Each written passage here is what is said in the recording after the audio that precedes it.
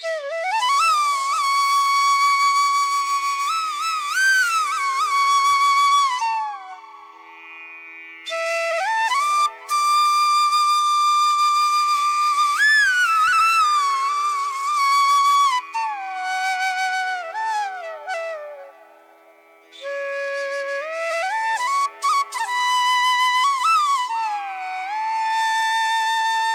All, எல்லாருக்கும் happy morning. இன்றைக்கி சூப்பரான ஒரு விலாகோட வந்திருக்கேன். என்னடா நம்ம சேனலில் குக்கிங் இல்லாமல் விலாக் கொண்டு வந்திருக்கேன்னு பார்க்குறீங்களா? ஸோ இன்னிலேருந்து விலாகும் ஸ்டார்ட் பண்ணலாம் அப்படின்னு பிளான் பண்ணியிருக்கேங்க. ஸோ வீடியோவை ஃபுல்லாக பாருங்கள். பிடிச்சிருந்துச்சுன்னா சப்ஸ்கிரைப் அண்ட் கமெண்ட் பண்ணுங்கள். இந்த மாதிரி வீடியோஸ் நம்ம இன்னும் ஃப்யூச்சரில் போடலாமா வேண்டாமாங்கிறத நீங்கள் பண்ணுற லைக் அண்ட் கமெண்ட்டில் தான் நான் டிசைட் பண்ண போகிறேன். இன்றைக்கி மார்னிங் பார்த்தீங்கன்னா எனக்கு டே 6 o'clock ஸ்டார்ட் ஆகிடுச்சு. கொஞ்சம் ஏர்லியராகவே எந்திரிச்சு குளிச்சு முடிச்சுட்டு அப்படி பால்கனியில் வந்து ஒரு 5 to 10 minutes அப்படி ரிலாக்ஸ் ஆகிக்கணும். யோகா இதெல்லாம் வந்து பண்ணுறது கிடையாது. ஃப்யூச்சரில் வந்து பண்ணணும்னு நினச்சிட்ருக்கேன். ஆனால் நம்மளை ரிலாக்ஸ் பண்ணிக்கிறதுக்கு இந்த மாதிரி வெளியே ஃப்ரெஷ் ஏரில் போயிட்டு குருவி சத்தமெல்லாம் கேட்டுட்டு வந்தால் தான் ஒரு மாதிரி ரிலாக்ஸாக இருக்கும். ஸ்கின் அண்ட் ஹேர் கேர்னு ரெகுலராக எதுவுமே பண்ணுறது கிடையாது. எப்போல்லாம் டைம் இருக்கோ அப்போ பண்ணிக்கிறது. ஆனால் நான் ரெகுலராக கண்டிப்பாக பண்ணுற ஒரு விஷயம் என்னென்னா, ஸ்கின்னை நல்லா க்ளீன் பண்ணதுக்கப்புறம் டோனர் போட்டுட்டு கொஞ்சமாக மாய்ஸ்சரைசர் எடுத்து ரெகுலராக அப்ளை பண்ணிவிடுவேன். இது பண்ணுறதுனால எனக்கு ஒரு மாதிரி ஸ்கின் சாஃப்ட் அண்ட் சில்கியாக இருக்க மாதிரி ஒரு ஃபீல் இருக்கும். எந்த ஒரு எக்ஸ்ட்ரா கேரும் பண்ணாட்டியும் எனக்கு ஒரு மாதிரி க்ளோ கொடுக்குற மாதிரி இருக்கும். அதனால நான் இதை வந்து ரெகுலராக ஃபாலோ பண்ணிக்கிறது. அப்புறம் இந்த மாய்ஸ்சரைசர்லாம் அப்ளை பண்ணும்போது நானே லைட்டாக ஒரு மசாஜ் பண்ணிப்பேன் ஒரு 2 minutesக்கு. இந்த மசாஜ் பண்ணதுக்கப்புறம் ரொம்ப சூப்பராக ஃப்ரெஷ்ஷாக ஃபீல் இருக்கும். அதுக்காகவே பண்ணிக்கிறது. இந்த மாதிரி மசாஜ்லாம் யாராவது பண்ணி விட்டாங்கன்னா அவ்வளோ ஹாப்பியாக இருக்கும். ஆனால் நமக்கு ரெகுலராக யார் பண்ணி விடுவா, நமக்கு நம்மளே பண்ணிக்க வேண்டியதான். ஸோ இந்த மாதிரி லைட்டாக என்னோட கேர் முடிச்சதுக்கப்புறம் ஃபஸ்ட்டு வர இடம் கிச்சன் தான். நான் மட்டும் இல்லை, எல்லா வைஃப்ஸும் ஃபஸ்ட்டு கிச்சனுக்குள்ளே தான் வருவாங்க. ஸோ வந்தோடனே நான் ஃபஸ்ட்டு என்ன வேலை பண்ணுவேன்னா, இந்த சாம்பார் வைக்கிற மாதிரிலாம் பிளான் பண்ணியிருந்தேன்னா கண்டிப்பாக ஃபஸ்ட்டு பருப்பு வேக போட்டுட்டு அதுக்கப்புறம் தான் பொறுமையாக பால் காய்ச்சி டீ வச்சு குடிச்சுக்குவேன். இன்றைக்கி பிரேக்ஃபாஸ்ட் பார்த்தீங்கன்னா ரொம்ப சிம்பிளாக சாம்பார் அண்ட் இட்லி தான் பிளான் பண்ணியிருந்தேன். ஏன்னா நாங்கள் இன்றைக்கி வெளியே போகிற மாதிரி பிளான் பண்ணியிருந்தோம். அதனால் லஞ்ச் வேண்டாம் அப்படின்னு ஃபஸ்ட்டு ஹஸ்பண்ட் சொல்லிட்டாரு. சட்னினா கண்டிப்பாக 2 வெரைட்டி பண்ணணும், அப்போ தான் சாப்பிட முடியும். அதனால் சாம்பார்னா ஒரே சாம்பார் வச்சு சாப்பிட்றலாம் அப்படின்னு பிளான் பண்ணிவிட்டு சாம்பார் சிம்பிளாக செஞ்சு விட்டேன். அப்புறம் பருப்பு வேக கொஞ்சம் டைம் எடுக்கும் இல்லையா, அந்த டைமில் வந்து நம்ம எக்ஸ்ட்ரா ஏதாவது ஒர்க் இருந்ததுன்னா பண்ணிக்க வேண்டியதான். சைட் பை சைட் பாத்திரம்லாம் கழுகிட்டேன். நார்மலாக வந்து மெய்ட் அக்கா வருவாங்க. இன்றைக்கி நாங்கள் வெளியே போகிறதுனால அவங்க வர முடியாதுன்றதுனால நம்ம தான் எல்லா ஒர்க்கும் பண்ணி வச்சுட்டு போகிற மாதிரி இருக்கும். மேரேஜ் முன்னாடிலாம் எங்கேயாவது வெளியே போகிறோன்னா நம்ம கிளம்புறதே பெரிய வேலையாக இருக்கும். அதுக்கே ரொம்ப சோம்பேறித்தனப்பட்டுட்டு கிளம்புறதுக்கு ரொம்ப லேட் பண்ணிவிட்டு டிலே பண்ணிகிட்டு இருப்போம். ஆனால் ஆஃப்டர் மேரேஜ் எப்படி தான் இப்படி மாறினோன்னே தெரியாது. அப்படி சடன் சேஞ்சு. நம்ம எழுந்திரிச்சு நம்ம ஒர்க்கை முடிச்சுட்டு நம்ம குழந்தைகளை பார்த்துட்டு அப்புறம் ஹஸ்பண்ட்க்கு வேணுன்றதை பண்ணிட்டு அப்புறம் வீட்டு வேலையும் பார்த்துட்டு இதெல்லாம் முடிச்சுட்டு அப்புறம் வெளியே கிளம்புறதுக்கு எதுக்குடா வெளியே போகிறோன்ற மாதிரி ஆகிடும். நான்லாம் இந்த மாதிரி ஒர்க்லாம் பண்ணுவேன். அதுலேயும் எஸ்பெஷலி குக்கிங்காக ஒரு சேனல் ஆரம்பிப்பேன்லாம் எக்ஸ்பெக்டே பண்ணாத ஒரு விஷயம். ஆனால் நம்ம லைஃப்பில் நம்ம நினைக்கிறத விட கடவுள் எது நினைக்கிறாரோ அது ரொம்பவுமே பர்ஃபெக்டாக இருக்கும். அந்த மாதிரி தான் எனக்கும் கடவுள் எப்படி என்னை கூப்பிட்டு போகிறாரோ அந்த வழியெல்லாம் நான் போய்க்கிறது. அதுலேயும் நாங்கள் சின்ன பொண்ணாக இருக்கும்போது எங்கள் அவ்வா அடிக்கடி சொல்லுவாங்க, இந்த மாதிரி வேலையே செய்யாமல் இருந்தீங்கன்னா போகிற இடத்துல போய் எங்கள் மானம் தான் கெடும், எங்களை தான் எல்லோரும் பேசுவாங்க, என்னடா இது பொண்ணுங்களுக்கு வேலையே செய்ய தெரிலன்னு சொல்லி உங்களெல்லாம் கம்ப்ளைண்ட் சொல்ல போகிறாங்க, அப்போ இருக்குது உங்களுக்கெல்லாம் அப்படின்னு சொல்லி எங்கள் அவ்வா சொல்லுவாங்க. ஆனால் நாங்கள் இந்த மாதிரி மாறினது அவங்களுக்கே பெரிய ஷாக் தான். வெஜிடபிள்ஸ் எல்லாம் கட் பண்ணுற கேப்பில் பருப்பு சூப்பராக வெந்து வந்துருச்சு. அதுலேயும் நான் இன்றைக்கி பண்ண போகிறது அவசர சாம்பார். இது வந்து ரொம்ப சூப்பராக இருக்கும். சிம்பிளாக ரெசிபி சொல்லிடுறேன். பருப்பு வந்து வேக போடும்போது கொஞ்சமாக சீரகம், 2 பல் பூண்டு, ஒரு கொத்து கருவேப்பிலை, கொஞ்சம் மஞ்சள் தூள், விளக்கெண்ணெய் இது எல்லாத்தையும் சேர்த்துட்டு ஒரு 4-5 விசில் விட்டு பூ போல் வேக வச்சு எடுத்துடலாம். இந்த பருப்பு கூடவே ஒரு 10 சின்ன வெங்காயம், ஒரு தக்காளி, முருங்கைக்காய், கத்திரிக்காய், உருளைக்கிழங்கு எது வேணாலும் சேர்த்துக்கலாம். கொஞ்சம் உப்பு, புளிக்கரைசல் இது எல்லாத்தையும் சேர்த்து ஒரு விசில் விட்டு எடுத்துட்டு தாளித்து கொட்டிட வேண்டியதான். வெந்தயம் போட்டு தாளிச்சா ரொம்பவுமே சூப்பராக இருக்கும். ஸோ நான் இந்த ஒர்க்கெல்லாம் முடிக்கிறதுக்கு முன்னாடியே கிருஷி வெந்திரிச்சிட்டா அவன் கூட கொஞ்சம் நேரம் டைம் ஸ்பெண்ட் பண்ணிட்டு தான் போவேன். என்னடா தொட்டியில் படுத்து இன்னும் தூங்குறானான்னு நினைக்காதீங்க. அவன் எப்போவும் என் பக்கத்தில் தான் படுத்து தூங்குவான். மார்னிங் டைம் நான் ஒர்க் பண்ணோம் அப்படின்றதுனால பெட்டில் படுத்தா கொஞ்சம் சீக்கிரமாகவே எந்திரிச்சிடுவான். இதே தொட்டியில் போட்டோன்னா கொஞ்சம் எக்ஸ்ட்ராவாக தூங்குவான்.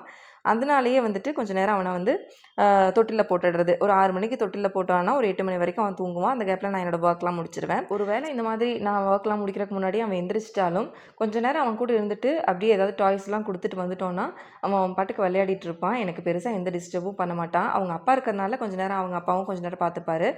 ஸோ நான் ஒர்க்லாம் முடிச்சிடுவேன்.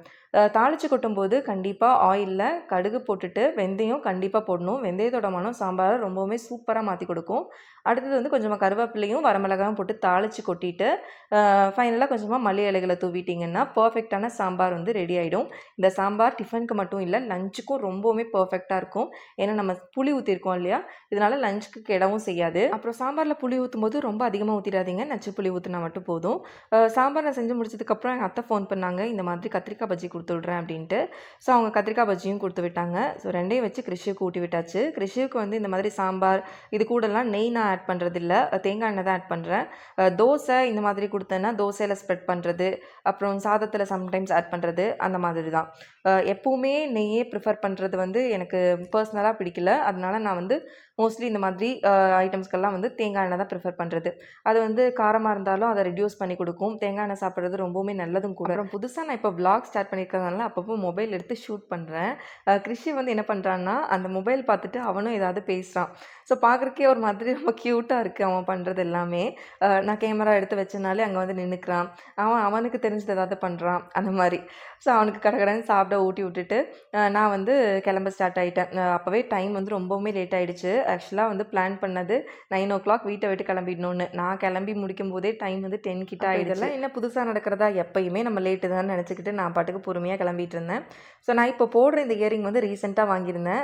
ரொம்ப நாளாகவே இந்த ஸ்டெட்டு கீழே வந்து ட்ராப்ஸ் வச்ச மாதிரி தான் போட்டுட்டு இருந்தேன். இப்போ ரீசெண்டாக ஸ்டெட் வச்ச மாதிரி போடணும் அப்படின்னு ரொம்ப ஆசையாக இருந்துச்சுன்னு சொல்லிட்டு இந்த இயரிங் வாங்கியிருந்தேன். இப்போ நான் வந்து எப்படின்னா, எனக்கு பிடிச்ச ஐட்டம் ஏதாவது வாங்கிட்டேன்னு வச்சுக்கோங்களேன், அதை திரும்ப திரும்ப போட்டுக்கிட்டே இருப்பேன். போட்டுட்டு அது 10 தடவை பார்த்துட்டு நல்லாயிருக்கான்னு செக் பண்ணிக்கிட்டே இருப்பேன். அது நம்ம கண்ணுக்கு எப்போ போர் அடிக்குதோ அது வரைக்கும் போடுவேன். அந்த மாதிரி ஒரு ஆள். என்ன மாதிரி தான் நீங்களும் அப்படின்னா கண்டிப்பாக கமெண்ட்டில் சொல்லுங்கள். ஒரு வழியாக மணி 11 ஆயிடுச்சு கிளம்புறக்கு. கிளம்பி முடிச்சு வெளியே வந்ததும் கிறிஷி கொஞ்சம் நேரம் அவன் வேலை காட்டிகிட்டு இருப்பான். ஏன்னா அவங்க அப்பா கார் பார்க்கிங்காக ஸ்டெப் வழியாக இறங்குவார். நான் எப்போவுமே லிஃப்ட் தான் ப்ரிஃபர் பண்ணுவேன். ஸோ லிஃப்ட்டில் நான் போய் இறங்க போனேன்னா அவன் வந்து என்கிட்ட வரதா இல்லை அவங்க அப்பா கிட்ட போகிறதான்னு தெரியாமல் கன்ஃபியூஸ் ஆகிட்டு 2 சைடு இங்கேயும் அங்கேயும் ஓடிக்கிட்டே இருப்பான். அப்புறம் அவனை பிடிச்சி இழுத்துக்கிட்டு வந்து அழ வச்சு தான் கூட்டிகிட்டு வரணும். அந்த மாதிரி தான் ரெகுலராக பண்ணுறது. ஸோ அப்புறம் ஒரு வழியாக அவனை கூப்பிட்டு வந்து காரில் ஏற்றிட்டு நாங்கள் வந்து ட்ரைவ் ஸ்டார்ட் பண்ணிட்டோம். இந்த ரூட்டை பார்த்ததுமே நிறைய பேர் கண்டுபிடிச்சிருப்பீங்க நாங்கள் எங்கே போயிட்டுருக்கோம் அப்படின்ட்டு. ஆமாங்க, பொள்ளாச்சிக்கு தான் போயிட்டுருக்கோம். பொள்ளாச்சியில் வந்து ரொம்ப ஸ்பெஷலான ஆனமலை மாசாணியம்மன் கோயிலுக்கு தான் நாங்கள் இன்றைக்கி பிளான் பண்ணியிருந்தோம். இந்த ஆனமலை சைட் போனாலே ரொம்ப க்ரீனிஷாக இருக்கும். எனக்கு ரொம்ப பிடிச்ச பிளேஸ் பொள்ளாச்சி சைட்லேயே. எனக்கு ரொம்ப பிடிச்ச இடம்னா ஆனமலை சைட் தான். போகிற ரோடே அவ்வளோ சூப்பராக இருக்கும். 2 சைடும் புளிய மரம் ஒன்றோட ஒன்று ஒட்டிக்கிட்டு அவ்வளோ அழகாக இருக்குங்க. கோயிலுக்கு நாங்கள் எங்கள் அத்தை மாமா கூட தான் போயிருந்தோம். அப்போ அவங்க வந்து வரும்போதே தயிர் சாப்பாடும் லெமன் சாப்பாடும் கட்டி எடுத்துகிட்டு வந்திருந்தாங்க. இப்போ போகிற வழியில் ஒரு தோப்புக்குள்ளே போயிட்டு ஜாலியாக நின்றுட்டு சாப்பாடெல்லாம் வச்சு சாப்பிட்டு முடிச்சுட்டு, இதெல்லாம் வந்து சின்ன வயசில் தான் நடந்துச்சு. இப்போல்லாம் வந்து இதெல்லாம் யாருமே ப்ரிஃபர் பண்ணுறதில்ல. நாங்களே ப்ரிஃபர் பண்ணுறதில்ல. எங்கே போனாலும் ஹோட்டலுக்கு தான் போயிடுவோம். ஆனால் இப்போ வந்துட்டு இதெல்லாம் என்ஜாய் பண்ணுங்கிறதுக்காகவே இன்றைக்கி லஞ்ச்லாம் ரெடி பண்ணி கொண்டுட்டு வந்துட்டு இந்த மாதிரி ஒரு தோட்டத்தில் வச்சு சூப்பராக சாப்பிட்டு முடிச்சாச்சு. லெமன் சாப்பாடும் தயிர் சாப்பாடும் கூட சிப்ஸும் வச்சுக்கிட்டு ஊறுகாவும் கொஞ்சம் வச்சுக்கிட்டு சாப்பிட்டு முடிச்சிட்டோம். பிறந்து வளர்ந்தது எல்லாமே வில்லேஜ் தான். இப்போ கல்யாணம் பண்ணி போனது தான் கோயம்புத்தூரில் சென்டர் ஆஃப் தி சிட்டியில் தான் நாங்கள் இருக்கோம். இந்த சிட்டி லைஃப்பில் இருந்துட்டு அப்படியே ஒரு நாள் சேஞ்சுக்கு இந்த மாதிரி வந்து போனால் கூட அவ்வளோ சூப்பராக இருக்குது. எனக்கு நார்மலாகவே வில்லேஜ் லைஃப் தான் ரொம்ப பிடிக்கும். ஸோ இன்றைக்கி வந்து நான் ரொம்பவுமே என்ஜாய் பண்ணேன். அது மட்டும் இல்லாமல் கிறிஷி அதை விட என்ஜாய் பண்ணான். நார்மலாக அவன் எப்போவுமே வந்து ஃபோன் காட்டி அந்த மாதிரி சாப்பிட ஊட்டணுன்னா தான் அவன் சாப்பிடுவான். ஆனால் அன்னைக்கு பொறுத்த வரைக்கும் அவன் இந்த மாதிரி குருவி இதெல்லாம் பார்த்துட்டு சூப்பராக சாப்பிட்டு முடிச்சிட்டான். எனக்கே அவ்வளோ ஆச்சரியமாக இருந்துச்சு. இந்த மாதிரிலாம் வெளியே காட்டி ஊட்டினா அவங்க குழந்தைங்க ஃபோன்லாம் கேட்குறதே கிடையாது. நம்ம இந்த லைஃப்பில் மாறினதுனால குழந்தைகளும் அந்த மாதிரி மாறிட்டாங்க அப்படின்றத நான் ரொம்பவுமே ஃபீல் பண்ணேன். சாப்பிட்டு முடிச்ச உடனேயுமே நாங்கள் மாசாணியம்மன் கோயில் ரீச் ஆகிட்டோம். ரீச் ஆன உடனேயுமே அங்கே இருக்க ஷாப்ஸில் ஃபுல்லாக சாமியோட ஃபோட்டோ தான். பார்த்ததுமே ஒரு குட் எனர்ஜி வந்து ஃபீல் ஆச்சு. அப்புறம் அங்கே போனதும் பயங்கரமான வெயில். ஏன்னா நாங்கள் கரெக்டாக ஒரு 3:30, 4 அந்த மாதிரி டைமில் வந்து கோயிலுக்கு ரீச் ஆகிருந்தோம். பயங்கரமான வெயிலாக இருந்துச்சு. அதே போல் எந்த வெயிலையுமே பொருட்படுத்தாமல் அவ்வளோ மக்கள் இந்த சாமியை நம்பி வராங்க. கூட்டம் பயங்கரமாக இருந்துச்சு. அப்புறம் கிறிஷுவை கூப்பிட்டு நாங்களும் டோக்கன் வாங்கிட்டு கோயிலில் சாமி பார்க்க போயிட்டோம். நாங்கள் சின்ன வயசாக இருக்கும்போது எங்கள் அவ்வா இந்த கோயிலை பற்றி நிறைய கதை எங்களுக்கு சொல்லுவாங்க. ஸோ அந்த கதையெல்லாம் கேட்டதுனாலையும் என்னமோ இந்த கோயிலுக்குள்ளே போனாலே எனக்கு ஒரு விதமான பயமும் ஒரு விதமான ஒரு ஒரு எமோஷ்னலாக நான் வந்து கொஞ்சம் வீக்கான மாதிரி ஆகிடுவேன். ஸோ சாமி பார்த்து நல்லா வேணுன்றதெல்லாம் வேண்டிட்டு அதுக்கப்புறம் நாங்கள் வண்டி எடுத்துகிட்டு கிளம்பிட்டோம். கிறிஷுவும் சூப்பராக சாமி கும்பிட்டு வந்தாச்சு. அந்த கோயிலோட வரலாறும் அந்த கோயிலை பற்றின விஷயங்களையும் நீங்கள் தெரிஞ்சுக்கிட்டிங்கன்னா ரொம்ப இன்ட்ரெஸ்டிங்காக இருக்கும். நான் கூட இந்த மிளகா அரைக்கிற ஒரு விஷயம் அப்படிங்கிறது வந்து அந்த கோயிலில் ரொம்ப ஃபேமஸ். அதை பார்த்துட்டு இருந்தேன். அப்போ எங்கள் அத்தை அதெல்லாம் நீ பார்க்க வேண்டாம் வா இந்த சைடு அப்படின்னு சொல்லி கூப்பிட்டு போயிட்டாங்க. ஸோ அதை பற்றிலாம் நம்ம கேட்டோன்னா ஒரு மாதிரி நமக்குள்ளேயே ஒரு மாதிரி வித்தியாசமாக ஃபீல் ஆகும். ஸோ சாமி கும்பிட்டு நாங்கள் கார் ஏறினதுமே கிறிஷு சூப்பராக தூங்கிட்டான். அவனை தூங்க வச்சுட்டு அப்படி நாங்கள் போய் ஒரு இளநீ சாப்பிட்டோம். ஒரு 4:30 இருக்கும். அந்த டைமில் ஒரு இளநீ குடித்தோடனே அந்த வெயிலுக்கு அதுதான் கரெக்டாக இருந்துச்சு. வேறு எந்த ட்ரிங்க்குமே நம்ம எடுத்துக்க முடியாது. காஃபி, டீ அந்த மாதிரி எதுவுமே எடுத்துக்க முடியாது. ஸோ நம்ம இளநீ குடித்ததுக்கப்புறம் அப்படியே ஸ்டார்ட் பண்ணி நம்ம கோயம்புத்தூருக்கு ரிட்டன் கிளம்பிட்டோம். போகிற வழியில் ஈச்சனாரி தாண்டி ஒரு இடத்துல கனிமொழி இருக்காங்க இல்லையா, அவங்க வந்து எலெக்ஷனுக்காக பிரச்சாரம் பண்ணிகிட்டு இருந்தாங்க. ஸோ நம்ம வண்டி அப்படியே ஸ்லோ பண்ணிவிட்டு அப்படியே பிரச்சார கூட்டத்தையும் பார்த்துட்டு அப்படியே கனிமொழி அவங்களையும் எட்டி பார்த்துட்டு அப்படியே போயாச்சு. அந்த சைடு ரோடு ஃபுல் பிளாக்கு. நாங்கள் அப்படியே பேசிகிட்டே போனோம். நல்ல வேளை இந்த சைடு அவங்க பிரச்சாரம் பண்ணல, அப்புறம் நம்மளும் பிளாக்ல நின்றுப்போம் அப்படின்ட்டு. அப்படியே சுந்தராபுரம் வந்துட்டு சுந்தராபுரம் ஆனந்தாஸ் போகலான்னு பிளான் பண்ணியிருந்தோம். அப்புறம் அங்கே காஃபி அவ்வளோவா நல்லா இருக்காது, அன்னபூர்ணாவில் தான் சூப்பராக இருக்கும்னு சொல்லிட்டு காஃபி குடிக்கலான்ட்டு தான் அன்னபூர்ணாக்கு வந்தோம். ஸோ வந்து டைம் பார்த்தா 7 ஆயிடுச்சு. ஸோ நீங்கள் வீட்டுக்கு யார் போய் டின்னர்லாம் ரெடி பண்ணுறதுன்ட்டு நான் அத்தையெல்லாம் வந்து இட்லி சாப்பிட்டுட்டோம்.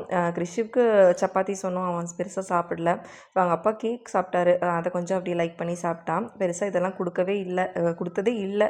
இப்போ ஆனால் அவன் வளர வளர அவனே கேட்குறான் இது வேணும் அது வேணும்ன்ட்டு. ஸோ அப்போ நம்ம கொடுக்காமல் இருக்க முடியாது இல்லையா. அவங்க அப்பாவே கொஞ்சம் அப்படியே லைட்டாக எடுத்து ஊட்டி விட்டுட்டு இருந்தார். அவன் ஜாலியாக சாப்பிட்டான். அவனுக்கு டேஸ்ட் ரொம்பவுமே பிடிச்சிருந்துச்சு. பாருங்கள், அவனோட ஃபஸ்ட் பைட்டில் அவன் வச்ச உடனே அவனுக்கு பிடிச்சதுனால அவன் அப்படி கிளாப் பண்ணுறான். ஒரு மாதிரி பண்ணான். எங்களுக்கு அது பார்க்குறக்கே ரொம்ப இன்ட்ரெஸ்டிங்காக இருந்துச்சு. இது முடிச்சுட்டு நாங்கள் எல்லாம் சாப்பிட்டு முடிச்சுட்டு அப்படி கிளம்பிட்டோம். ஆனால் அங்கே வந்து ஃபுட் அவ்வளோவா சரியில்லை. அன்னபூர்ணா கோயம்புத்தூரில் ஓகேவாக இருக்கும். அந்த பர்டிகுலர் பிளேஸில் வந்து பெருசாக ஃபுட் எங்களுக்கு பிடிக்கல. ஸோ லைட்டாக மட்டும் எடுத்துக்கிட்டு அப்படி கிளம்பிட்டோம். என் ஹஸ்பண்ட் சாப்பிடவே இல்லை. அவர் வீட்டுக்கு வந்துட்டு அதுக்கப்புறம் பக்கத்தில் ஒரு ஷாப் அவங்க ரெகுலராக போவாங்க, அங்கே போய் சாப்பிட்டுட்டாங்க. ஒரு நாளும் ஸ்டார்ட் ஆகும்போது இன்றைக்கி நாள் ரொம்ப நல்லா இருக்கணும்னு கடவுள்கிட்ட வேண்டிப்பேன். அதே மாதிரி இன்றைக்கி நாளும் ரொம்பவுமே சூப்பராக போச்சு. இந்த வீடியோ ஃபுல்லாக பார்த்தவங்க எப்படி இருந்துச்சுன்னு கமெண்ட்டில் சொல்லுங்கள். இதே போல் இன்னொரு வீடியோவில் சீக்கிரமாகவே சந்திக்கலாம். அது வரைக்கும் tata bye bye. With love, Saranya Karthik.